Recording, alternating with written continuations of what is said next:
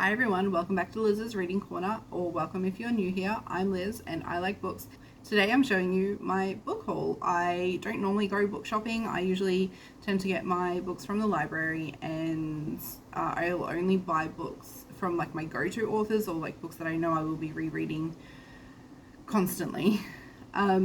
So without further ado, I got Empire of the Vampire by Jay Kristoff. This is the first book in the Empire of the Vampire series.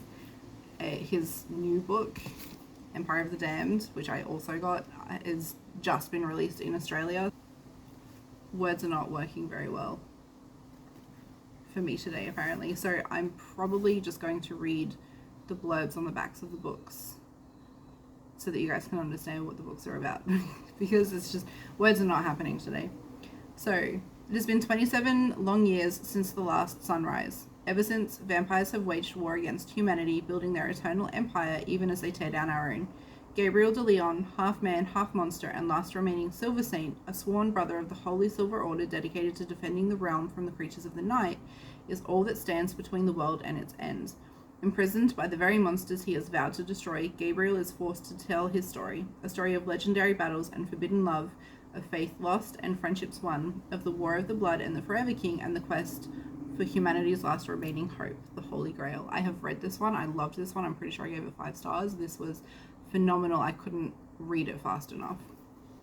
And Empire of the Damned, which is the second book in the series, and it was released 2 days ago in Australia.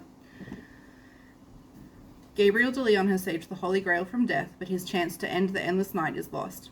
After turning his back on his Silver Saint brothers once and for all, Gabriel and the Grail set out to learn the truth of how Day's death might finally be undone. But the last Silver Saint faces peril, within and without, pursued by children of the Forever King, drawn into wars and webs, centuries in the weaving, and ravaged by his own rising bloodlust. Gabriel may not survive to see the truth of the Grail revealed, a truth that may be too awful for any to imagine. So I waited 2 days, and as soon as I'm finished recording this, I'm starting this book. I waited 2 days to start reading this just to make this video for you all. It has driven me to distraction, so normally I will record at the start of the week and then try and put videos out at the end of the week, but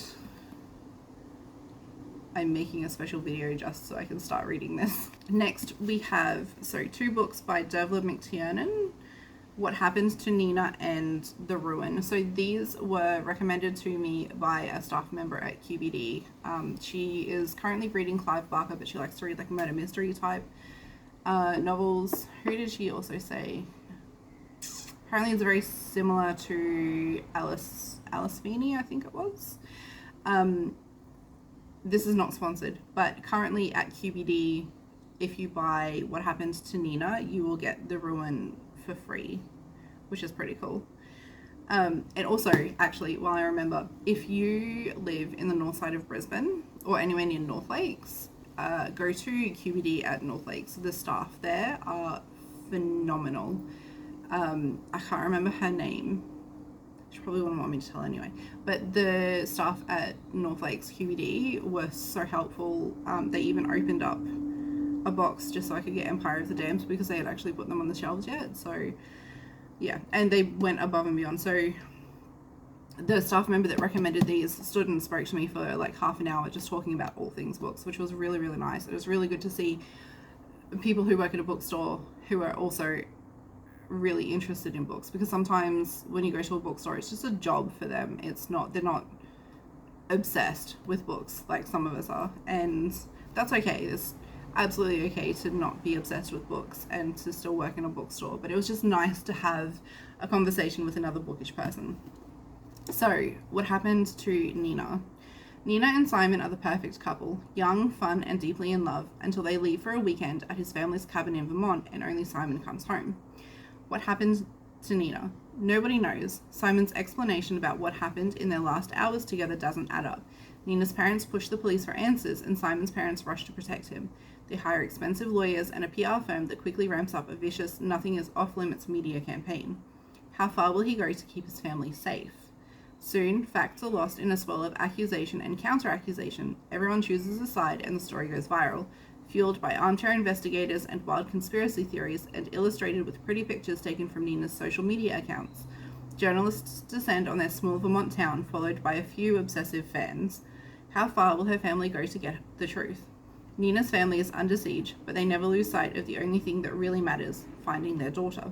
Outgunned by Simon's wealthy, powerful family, Nina's parents recognize that if playing by the rules won't get them anywhere, it's time to break them. This is Derva McTiernan's new release, so this is her newest book. I'm sorry if I'm butchering your name, I really, really apologize. And so, The Ruin, Galway, 1993, young Garda Cormac Riley is called to the scene he will never forget. Two silent, neglected children, 15-year-old Maud and 5-year-old Jack, are waiting for him at a crumbling country house. Upstairs, their mother lies dead. 20 years later, a body surfaces in the icy black waters of the River Corrib. At first, it looks like an open and shut case, but then doubt is cast on the investigation's findings and the integrity of the police. Cormac is thrown back into the cold case that has haunted him his entire career. What links the two deaths? 2 decades apart. As he navigates his way through the police politics and the ghosts of the past, Detective Riley uncovers shocking secrets and finds himself questioning who among his colleagues he can trust. What really did happen in that house where he first met Maud and Jack? I almost want to read this first. So, yes. QBD in Queensland. I don't know if it's QBD Australia-wide, but QBD Queensland. Buy one book, get one free. Highly recommend. They actually sound really interesting. So the next 2 books are on my most anticipated books for 2024. So first I have The Book of Doors by Gareth Brown. This is really, really interesting. This sounds like what I wanted Inkblood Sister Scribe to be, and I was really disappointed. And I've read a couple of books about books recently, and they've all been a disappointment, so I'm hoping that we finally have found a not disappointing book about books. New York bestseller Cassie Andrews lives quietly sharing an apartment with her best friend Izzy, and yet she feels something is missing in her life. Then, a favorite customer gives her an old and rather curious book. At the very front, there is a handwritten message. This is the Book of Doors. Hold it in your hand, and any door is every door. Cassie is about to discover that the Book of Doors is a special book, a magic book, a book that bestows extraordinary abilities on whoever possesses it. Soon she will learn that there are other magic books out there that can also do wondrous or dreadful and terrifying things. It's going to be hard to choose. Also the problem with buying books, because I have a lot of books that I also want to read from the library, and I have a lot of things that I have planned on doing, like videos that I planned on doing. But I just want to sit down and binge all of these books that I just bought, which is every reader's challenge, really. The last book I got is Fathom Folk by Eliza Chan. This is one of the prettiest covers. I'm so excited. This is also one of the reasons that I bought it, aside from the fact that the library doesn't have it for some reason, but I really wanted a book with a pretty cover.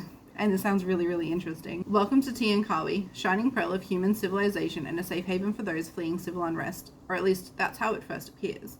But in the semi-flooded city, humans are, quite literally, on top, peering down from shining towers and aerial walkways on the Fathom Folk, sirens, sea witches, kelpies, and kappas who live in the polluted waters below. So like I said, I bought this because pretty cover. And the story sounds really interesting. And so, yeah, I'm going to really, really struggle not picking this up straight away. Empire of the Damned is absolutely my first read, but this also, all of them really, all of them just look amazing. So that was my book haul. What do you think? Do you have any of these on your current TBR? Have you read any of them yet? I think they're all pretty new releases, or relatively new releases. Do you have any other books that you think I would like to read or I would be interested in reading? If you have any thoughts or any suggestions, please let me know in the comments.